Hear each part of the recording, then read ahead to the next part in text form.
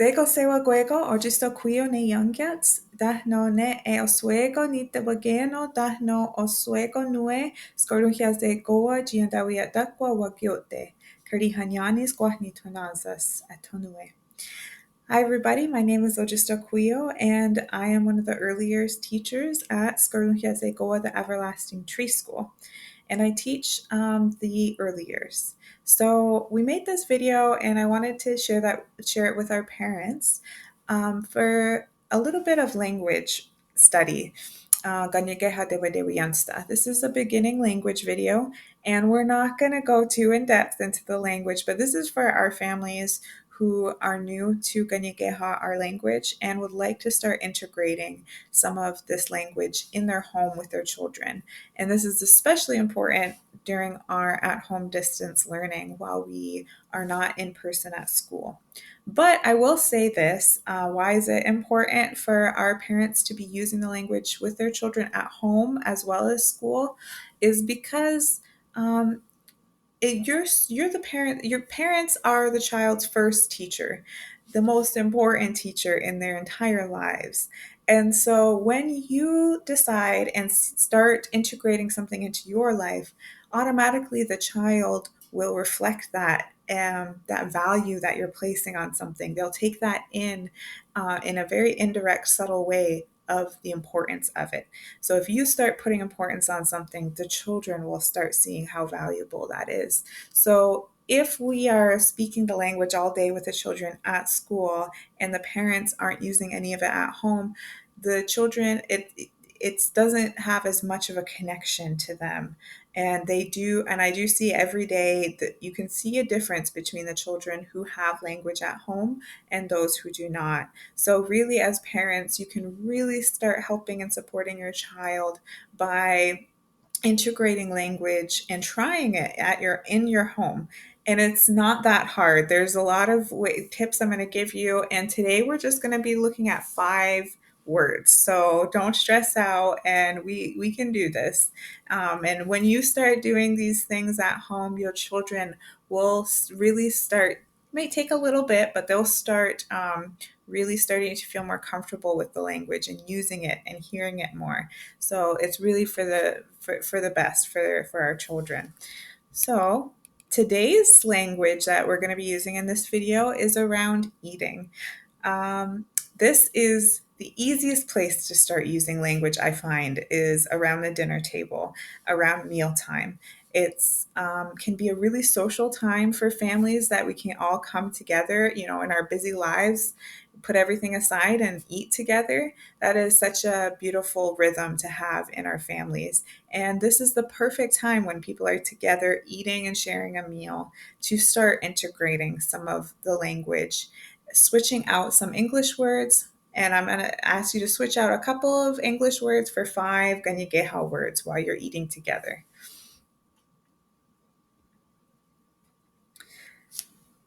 So our first word today is Tetewatská. This might sound like a bit of a mouthful, but I want you to repeat it with me. Tetewatská. Let's try it together. Tetewatská. I even have a little game you can do with this one. Tetewatská. Tetewatská. Tetewatská. This is let's all eat together. It's a command form of the word, and it's something you can say when dinner's ready. And you can call out, Tetewatská. Tetewatská. Try it again. Tetewatská. Tetewatská. Tetewatská. And the more you repeat it, the easier it'll be. So when you're done cooking and you want to get your kids together at the table, you can say, Tetewatská. Tetewatská. The next word we'll be learning to integrate is Katonkáryak. This is a nice fun word to say. Katonkáryak. Katonkáryak. Repeat it again with me. Katonkáryak. Katonkáryak. and it's I'm hungry. So this word, we say it sometimes to bring the children to the table at this in the classroom, and we'll sing it as a song. And I find songs are some of the easiest ways to really remember words. So this song starts with Katonkáryak, Katonkáryak, Katonkáryak, Katonkáryak, Katonkáryak. I'm hungry. And so when you're all at the table and you're sitting there and you said Tetewatská, and everyone comes to the table, you could start singing the song Katonkáryak, Katonkáryak. Your children might remember this song from the classroom, and it'll help ease that transition to the table. But also, when you're sitting there all together, you can easily put this into a question and answer with your child. And this is what we do at the table. So you can say to your child, Sadungardiekska, Sadungardiekska, Sadungardiekska. So at the bottom, you can see that means Gadungardieks means I'm hungry, and Sadungardieks means you're hungry. When you add ga on the end of Sadungardieks, that turns it into a question. So this will be Sadungardiekska, ha, Gadungardieks. Sadungardiekska, ha, Gadungardieks. Might be a little bit of a mouthful for you to start getting used to some of the sounds of Kanyen'keha if you're really new to this, but the more you practice, the more you get comfortable with it, the more your mouth gets comfortable with it, the more your ears get comfortable with hearing it in the different sounds as opposed to English. So if we're at the table, I can say, oh, Gadungardiaks. Sadungardiakska. Are you hungry? Ha, Katonkáryak. Now, when we're at the table and I'm asking a question of a child like that, Katonkáryak, and they don't know how to respond to it yet, maybe they're not used to it, I will just repeat what they should say, and just and I won't make them say it. I won't force it. I'll just repeat what they should be saying. So if I'm at the table with the children and I say, Billy, Katonkáryak, and he just sitting there looking at me with a blank face. It's okay. It's okay. Katonkáryak. Ha, Katonkáryak. I'll just say it for him. Ha, Katonkáryak. Ha, Katonkáryak. And sometimes I might even use a lot of these gestures to kind of get them a little bit understanding what I'm saying to them if they really don't understand it. So I will say Katonkáryak. Katonkáryak. Ha, Katonkáryak. And then I will just start eating. Sometimes you can ask that over and over again, and repetition every day. They'll start to understand and they'll start to get more comfortable with using it. The next word that we're going to be going over is a mouthful. It's a long word. Tewakatonhwentsyó. Tewakatonhwentsyó. Now, this word can be pretty long, but it's actually one of the first words the children start saying at the table. And why? It's because we put it, if it's a long word or it's challenging to say, we will put it to a rhythm. And it makes it so much easier for the children to follow along. So the one we use for this word, Tewakatonhwentsyó, I want it, is Tewakatonhwentsyó, Tewakatonhwentsyó, Tewakatonhwentsyó. So if we ask and we go around, usually when we have a piece of food, we'll ask them, Tewakatonhwentsyó? Just like the same as the other one, instead of Tewakatonhwentsyó, I will say easy. Tewakatonhwentsyó. So that's, are you hungry? Or do you want it? Sorry, do you want it? Tewakatonhwentsyó. And they might look at me blank faced and be a little bit, what? What are you saying? And we're gesturing to them the food, and then you can repeat it for them. Tewakatonhwentsyó. Tewakatonhwentsyó. And usually I'll repeat that and say it to the rhythm, and I'll wait for them to try it. So after first couple of times we're introducing a word to a child, we don't expect them to say it. We want them to get used to hearing it and get comfortable with it. So they won't need to say anything. But after a few times, a few days, maybe a few weeks of that, I will start doing what is called withholding. So I'll start saying, and I'll do this especially for children who definitely know this word and they're still not using it.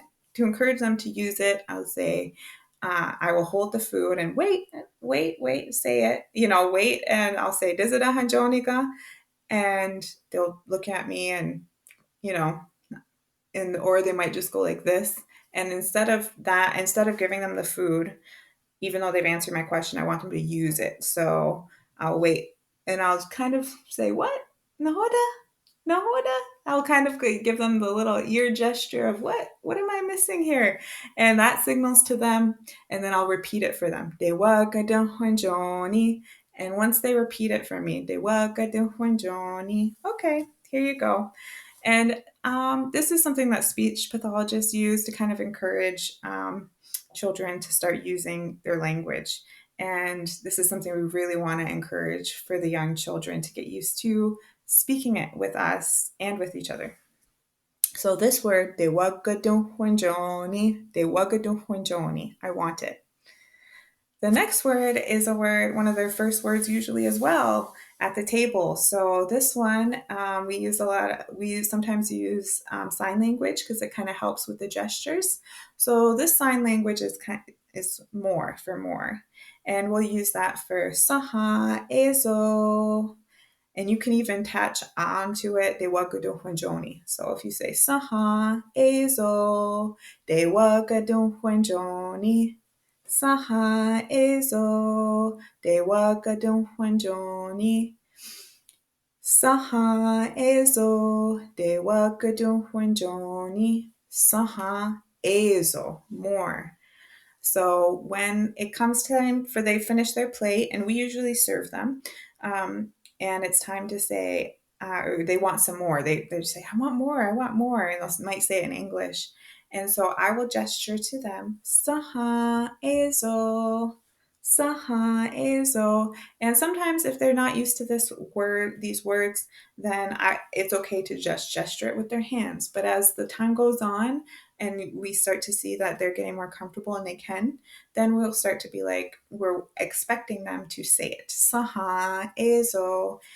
And always when you're learning these words and starting to incorporate them in your house, you get comfortable with using them first. Because if you're comfortable with it and it's really natural to you, it'll be more comfortable for your children. So the next word, this word is saha, ezo. Saha, ezo. Saha, ezo. Saha, ezo, more. The next word that the fifth word that we're going to be using today, and you can incorporate at home, is Wakatehkwí. I'm finished my food. And this song you can use with sign language as well. In sign language, it's Wakatehkwí. Wakatehkwí. But at the school, I usually, for some reason, just end up going like this, as finished, as our symbol that we use at the school. So, Wakatehkwí, Wakatehkwí, Wakatehkwí. So try using that a couple of times with me. Wakatehkwí, Wakatehkwí. And again, if it's a little bit challenging for you to say, just break it down, and I will do it a little bit with a rhythm and a little bit slowed down. Wakatehkwí, Wakatehkwí, Wakatehkwí, Wakatehkwí. So it's a little bit easier when you break it down and give it a bit of a beat. It'll be more helpful for you to get used to how to say it. Wakatehkwí, Wakatehkwí. And if you're used to using this Wakatehkwí, then you can start you putting it into a question form. Satehkwí, are you done? Wakatehkwí. So reviewing the words we just did today, it's Tetewatská, Tetewatská, Tetewatská, Dikini, Katonkáryak, Asa, Tewakatonhwentsyó, Tewakatonhwentsyó. Kayeri, saha, ezo, and whisk. Wakatehkwí, Wakatehkwí. Yawasewa Guego, Ona.